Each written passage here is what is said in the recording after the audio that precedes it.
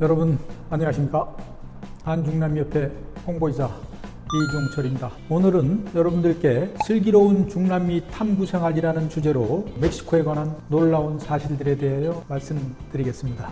먼저 여러분들은 멕시코 하면 무엇이 떠오르나요? 아마 탁구나 축구 아니면 음악밴드 마리아치를 떠올릴 거라 생각됩니다. 그러나 이번 시간에는 멕시코에 관한 우리들이 잘 몰랐던 놀라운 여러 가지 사실들에 대해서 알아보는 시간을 갖도록 하겠습니다.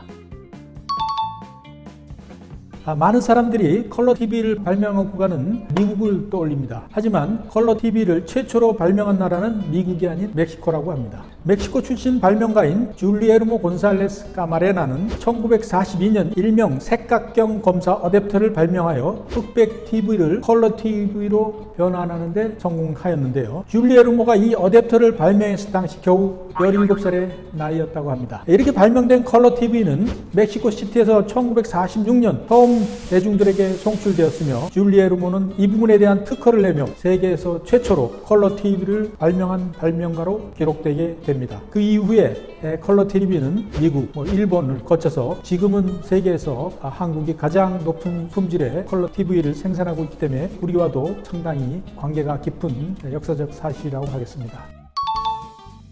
북미대학에서 가장 먼저 설립된 대학은 바로 멕시코 시티에 위치한 멕시코 국립대학교입니다. 스페인 식민 시절이었던 1551년 세워진 이 학교는 처음 왕립 멕시코 대학교라는 이름으로 개교하였으며 1900년도에 들어서 지금의 멕시코 국립대학교 혹은 우남대학으로 바뀌었다고 합니다. 미국에서 가장 오래된 대학인 하버드 대학이 1636년 처음 세워진 것과 비교했을 때 약 80여 년 정도 앞서 세워졌을 뿐만 아니라 학문적 명성 또한 중남 지역뿐만 아니라 세계적으로도 널리 알려져 있습니다. 이 대학을 졸업한 졸업생으로는 현 멕시코 대통령인 안드레스 마뉴엘 로페스 오브라도르 대통령을 포함해 카를로스 살리나스 대통령이 있으며 노벨 문학상을 수상한 옥타비오 파스 그리고 카를로스 슬림가가 있습니다. 참고로 우남 캠퍼스 내 건물 외벽에 그려진 거대한 벽화는 그 가치를 인정받아 2007년 유네스코 세계 문화유산에 등재되었다고 합니다. 멕시코에는 여성 관련 범죄가 높은 나라입니다. 특히 멕시코 시티의 지하철이나 버스에서 여성을 표적으로 한 성추행 사건이 빈번하게 발생하곤 하는데요. 이 같은 범죄를 줄이기 위해 멕시코 시티에서는 여성들을 보호하기 위한 여성 전용 지하철판과 버스를 만들었다고 합니다. 우리나라엔 임산부 배려석이 있다면 멕시코에는 여성들을 배려하여 만든 분리된 칸이 존재하는 것입니다. 2008년 시작된 여성 전용칸은 많은 여성들에게 환영받았으며 한 중년 여성은 버스가 만원일 때 여성들을 성추행하는 일을 피할 수 없었는데 여성 전용칸이 생겨 환상적이라고 말하기도 하였습니다. 한편 멕시코에서는 대중교통에서뿐만 아니라 사회 내에 존재하는 여성 범죄를 줄이기 위해 노력하고 있습니다. 2020년 3월에는 멕시코에서 여성 없는 날을 만들어 멕시코 모든 여성이 일하지 않는 시위를 벌이기도 했는데요. 이 시위의 목적은 여성들이 없었을 때 사회가 어떻게 기능을 제대로 못하는지 여성의 중요성을 각인시키기 위함이었다고 합니다. 우리가 잘 알다시피 멕시코는 스페인어를 모국어로 쓰는 국가입니다. 멕시코 인구가 약 1억 3천만 명이나 되는 만큼 스페인보다 스페인어를 더 많은 인구들이 사용하고 있는 국가이기도 한데요. 그런데 멕시코는 스페인어뿐만 아니라 68개의 언어를 공용어로 인정하고 있다고 합니다. 이렇게 많은 언어가 공용어인 이유는 멕시코가 국가적으로 원주민들이 고유한 언어와 문화를 보호하고 있기 때문입니다. 멕시코 혁명이 끝난 직후 쓰여진 헌법 제2조를 보면 멕시코를 다문화 국가로 규정하고 원주민이 자신들의 언어를 보존할 권리를 명시했으며 2003년에는 원주민 언어권에 대한 법안을 통과시켜 원주민의 언어는 멕시코의 국어임을 인정했습니다. 한편 멕시코에서 가장 많이 쓰이는 원주민 언어는 나와틀어가 있으며 그 밖에도 마야어와 첼탈어가 있습니다. SF 소설을 바탕으로 만들어진 영화 일본 침몰은 대규모 지각 변동으로 일본 땅이 가라앉게 돼 멸망하게 된다는 내용입니다. 이 때문에 일본이 진짜 가라앉을 수 있는 게 아니냐는 사실을 두고 갑론을박이 이어지고 있는데요. 이와 같은 침몰 현상이 멕시코의 수도 멕시코시티에서는 실제로 일어나고 있다고 합니다. 멕시코시티는 호수를 매립해 세워진 까닭에 지형이 무른 점토질로 이루어져 있다고 합니다. 또 1000만 명이 넘는 인구가 사는 만큼 무분별하게 생수를 지하에서 끌었으며 점점 더 지반을 약하게 만들고 있는데요. 따라서 멕시코시티는 매년 18cm에서 25cm씩 가라앉고 있다고 합니다. 멕시코시티는 지진에도 매우 취약합니다.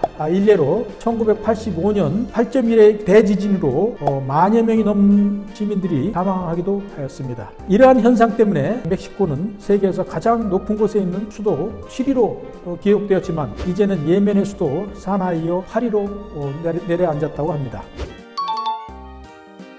대부분 피라미드 하면 가장 먼저 떠올려지는 국가는 이집트 피라미드입니다.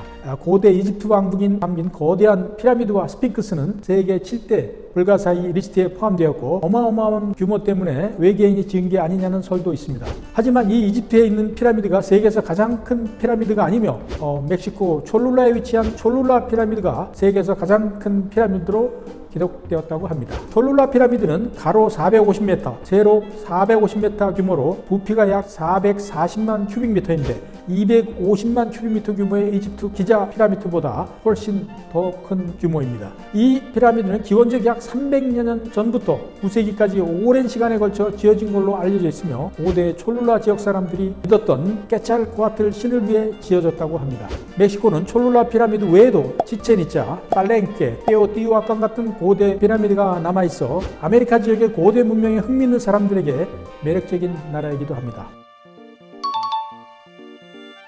전 세계에서 가장 위험한 도시들이 많은 나라가 멕시코입니다. 자료에 따르면 멕시코의 티후아나는 전 세계의 살해 범죄율이 높은 도시 1위로 꼽혔습니다. 2019년 기록을 살펴보면 티후아나에서는 인구 10만 명당 134명이 희생되어 전 세계에서 가장 살인율이 높은 도시로 꼽혔는데요. 더 놀라운 사실은 티후아나에 이어 멕시코 도시인 후아레즈, 우루아판, 이라파토, 오브레곤이 순서대로 가장 범죄율이 높은 도시 2위부터 5위까지 차지했다는 점입니다. 이 도시의 공통적인 특징을 살펴보면 마약 카르텔이 활발하게 활동하는 지역임을 알 수 있는데요. 멕시코 마약 조직과 강력범죄 사건의 상관관계를 알 수 있는 요소이기도 합니다. 앞서 언급된 5개 도시 외에도 살해 범죄율이 가장 높은 세계 상위 50개 도시들 중 무려 19개의 멕시코 도시가 포함되어 있다고 합니다. 지금의 멕시코 국경을 살펴보면 리오그란데 강을 두고 미국과 맞닿아 있는 것을 볼 수 있습니다. 하지만 200여 년 전 멕시코의 땅은 그보다 훨씬 넓었는데요. 1821년 스페인으로부터 독립한 멕시코는 지금의 미국 땅인 캘리포니아, 네바다, 아리조나, 텍사스, 콜로라도 등 총 10개의 주를 멕시코가 차지하고 있었습니다. 독립 초기 멕시코는 미국과 큰 갈등은 없었지만 1823년 미국이 멀로 독트린을 발표하며 상황은 180도 달라지게 됩니다. 점점 군사력이 강해졌던 미국은 서부로의 영토 확장을 거침없이 진행했고 1846년 미국 멕시코 전쟁에서 승리하며 멕시코의 광활한 영토를 차지하게 됩니다. 이때 미국이 빼앗은 영토는 대략 97만 제곱킬로미터인데 이는 당시 멕시코 영토의 절반이 넘는 면적이었다고 합니다. 지금까지 한중남협회에서 알려드린 중남미 탐구생활 멕시코 편이었습니다. 시청해주셔서 감사합니다.